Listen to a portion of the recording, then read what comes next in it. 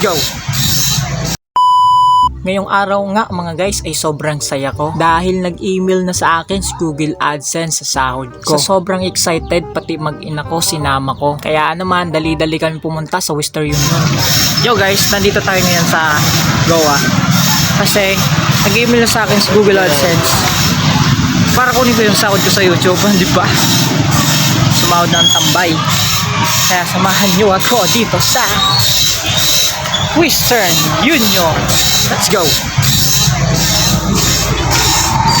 Pumasok na nga pala ako dito sa Western Union kasi ang alam ko kapag nagsahod ka sa YouTube sa Western Union ipinapadala ang sahod mo. Bandang 6 AM na-receive ko nga pala ang email sa akin Google AdSense. Kaya naman tuwang-tuwa ko kaya agad kong ginising itong partner ko. Sabi ko nga pala sa partner ko kapag nakuha ko sahod ko ngayon ay magmamakdo kami. At kahit naman paano ay makabawi rin ako sa kanya. Salamat nga pala sa support na niya dahil kung hindi dahil sa kanya ay hindi ako ngayon sasahod sa YouTube. Kaya naman tingnan natin kung dito talaga sa Western Union ipinadala ni Google AdSense ng sahod ko.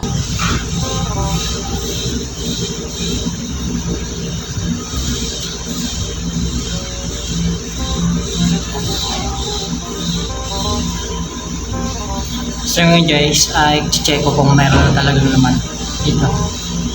I-claim na natin.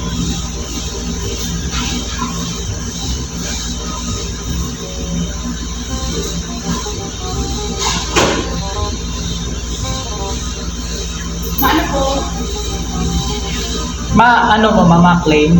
Scratch na lang. Sulat mo ako ng Sige po. Sobrang excited ay kinakabahan nga pala ako dahil hindi ko alam kung talagang dito pinadala ni Google AdSense yung sahod ko. Dahil nung una pa lamang ay napansin ko doon sa payment method ay walang nakalagay na Western Union. Hindi rin ako naglagay na bank account dahil wala pa akong account sa bangko. Ang pagkakaalam ko kasi noon kapag nagsahod ka kahit wala kang bank account sa payment method mo ay direct na pinapadala sa Western Union ni Google AdSense.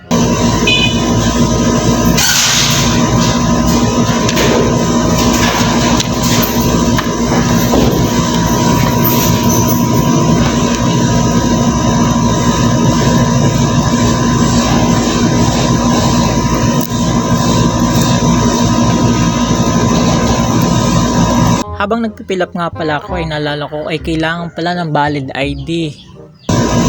Bang kayo po ang valid Valid ID? Doon pa lang ay parang nasisense ko na hindi ko makukuha ang sahod ko ngayon sa YouTube.